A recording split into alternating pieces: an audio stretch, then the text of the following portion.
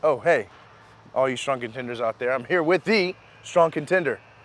We're gonna be giving you a short video on suppressors today, but before that, we got some pretty exciting news. Yeah, so today we are here at Ozark Armory in Springdale, Arkansas. Ozark Armory has decided to partner with us for this year, so that's pretty cool. They are a full service shop. They've got accessories, ammo, guns, holsters, service. They do it all. They have everything. So, if you guys don't live in Springdale or Northwest Arkansas, first of all, move here solely for the purpose of coming to this gun shop. And also follow them on all their social medias and stop by if you get a chance. I'll link everything down below so that you guys can help them, help us, help you. Here we go.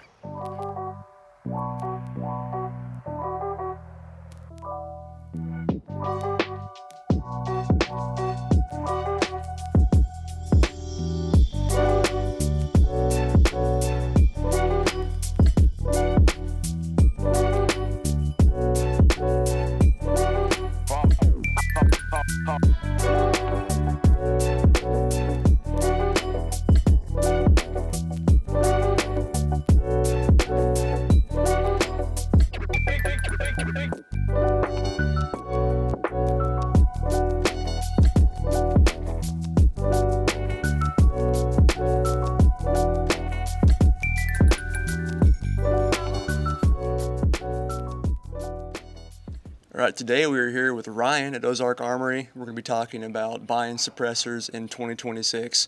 As some of you may know, there has been a few changes, and we're going to get the details on that starting right now. Terrace, I'll toss it over to you for the first question. All right. Okay, for the first question. Absolutely.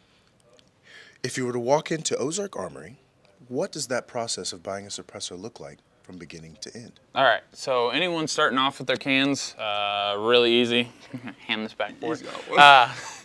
Starting off easy, we have a form here in the shop. It's going to take you basically through a checklist. Two major things that you're going to need is a silencer shop count. We do partnerships with them. They handle a lot of the paperwork for us.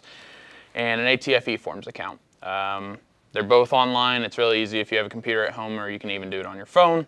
Once you get those two things, we can get you basically set up. Fingerprinting is the most time-consuming part of the suppressor process. It used to be fingerprint cards and ink and getting your hands all nasty. It's all electronic now. Like I said, partnering with Silencer Shop, we have a kiosk here in the store. You can come in, have them done in about 15 minutes, and it just depends on how long it takes you to create that profile. But we can usually get people going pretty quick. I'd say give us about an hour of your time, and we can get you rolling down the process on suppressors. Sweet. Now, is that going to basically be the same process at any shop you go to? Yes, as long as they are a Silencer Shop affiliated shop.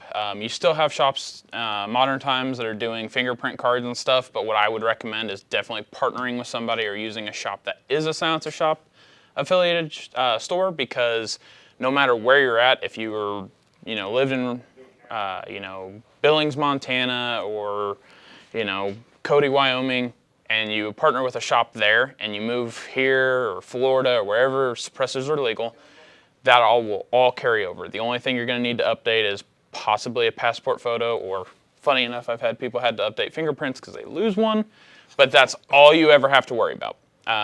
It's really nice to partner with a shop that already has a Silencer Shop kiosk. You can literally sit at home and buy suppressors and get your paperwork started from home. You don't need to come in, bother anybody, anything like that. So pending any phalanges loss, after the process has gone on, you complete all your paperwork, what does that process look like, kind of where a customer can walk out the door with a suppressor? Okay, so once you get all your paperwork done, you have your Silencer Shop account, you have your earforms account, there's going to be basically two processes. First, you're going to have what comes through is called a DocuSign. It's basically just you getting on and doing an electronic signature for any kind of paperwork. So for your transfers, whether it's an individual or trust, it's a little bit different, but it's all the same relative processes that you're going to sign it and basically cross your T's and dot your I's. Once that happens, you're going to get an email for certification. So certification is when you're going to come into the store. There's a basic questionnaire, kind of like when you're filling out a 4473 for our firearm. Once you're finished with that, that's when your wait time starts. The biggest thing I can say on that is please make sure if you are going through Silencer Shop and you're doing an electronic form, when you're doing your e-forms, write down your username and your 4-digit PIN. We've had a lot of people here in the past that, you know, they did it 5-6 years ago, they're losing that PIN, they're losing that username. You can find it, it's just a hassle. Biggest thing is just make sure you keep all that information. Sweet. And about how many days do you think from start to end can you like walk out the door with your suppressor? So with a lot of new people, we are seeing faster approvals. What I would say is if it's your first NFA item ever, you haven't done any of the paperwork, you haven't started e-forms, you haven't started Silencer Shop, it's about a month. That's subject to change because ATF has, you know, picked up on their times, but you know, it's kind of a grace period. We don't know when this is going to end. Because right now, we're seeing with people who have previous Class 3 products, it's 3 days to 15 days. To give you an example, the suppressor he's got his mic on, was a January 2nd submission, and it was approved on January 5th. I already have 4 other Class 3 items, so it's quicker. I had a gentleman buy his first suppressor and it took about 25 days. It's always subject to change, but it's definitely not the 6 to 9 months that we were looking at previously before electronic forms and during kind of those blackouts. Sweet. Okay, so we alluded to there being some differences in picking up NFA items in 2026. What are the differences? So really the main difference is just that $200 tax stamp. You're not paying that $200 tax stamp for the transfer anymore, but everything else is the same. And the biggest thing we run into here is people will say, oh, well, I saw on Facebook it's an over-the-counter item. All the former registration and regulations on it are still in place. It's just you're not paying that $200 tax stamp. However, that is drawing a lot of people to it, so suppressors might be harder to find. But again, it's a great thing because a lot of people are getting into NFA stuff. Yeah, because that $200 hurdle is kind of a lot to swallow. It is, and especially the biggest problem we have with the $200 is sometimes with cheaper cans. Because if a can's only about $300 or $400, you know, someone's going to say, well, I spent $400 on a can. Why am I spending half of that just to own the thing? Morning. That's the owner. That is the owner. She's very nice. As you can see, the amount of personal that is at this shop is incredible. For one of the last ones here, what if a customer already has like an NFA trust, or can they buy one here at Ozark or go to any other shop and put it in that same trust, or how does that work? Yeah, so that's the biggest thing. So like I said, with that Silencer Shop affiliation, you can have a trust and, you know, so say you two gentlemen are on a trust and, you know, you're buying cans and you're buying cans and you're buying cans, and then you move to somewhere around Little Rock or say Mountain Home.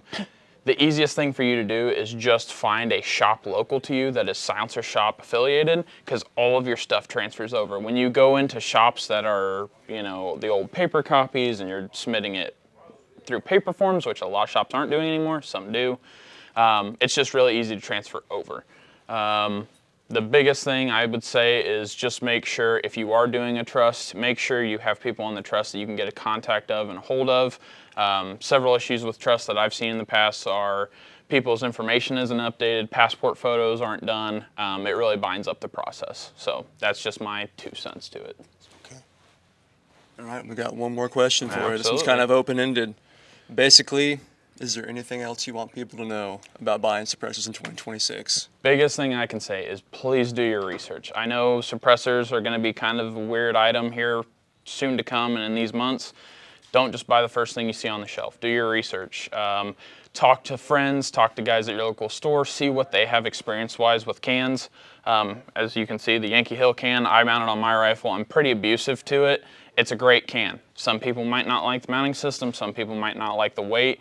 That's going to be your biggest thing. Please do your research. There are great companies out there, you know, just to name a handful. Yankee Hill, I run Dead Air, I run Rugged, Surefire's a really good brand, Silencer Co. Just please do your research. Definitely look at your purpose for buying the can versus what the can will do. So for that instance, Yankee Hill Turbo K RB556. It is great for my 14.5-inch mid-length. Please don't put it on a 300 blackout because you'll get one shot out of it and it won't be really quiet. Know what your mounting systems are, know your complications to what suppressor you're buying. And then one personal side, please have patience with your local FFL. We're trying to figure this out just as much as you guys are. There's email issues going on right now. There's supply issues. but trust us, we'll be here to help you along the way. It just might take some time. Sweet. I think that's great advice. I have noticed, like, it seems like everyone and their dog are making suppressors now. So there's a lot out there. So research is definitely a good thing. Absolutely. And that's another big thing. There's going to be a lot of companies out there putting out cans. Just be mindful that if you do buy a new can from a brand new company or a company that's been around that just started making cans, you might have bumps in the road. That's processed with the NFA items. Yeah. Sweet. Well, guys, thank you for watching. Ryan, thanks for all the information. Absolutely, gentlemen. And then It's always a pleasure. huge thank you to Ozark Armory for letting us come in here and do this and for helping us out. Remember, stop by Ozark Armory, and if you don't live in Arkansas, make a special trip. Thank you. Thanks, gentlemen.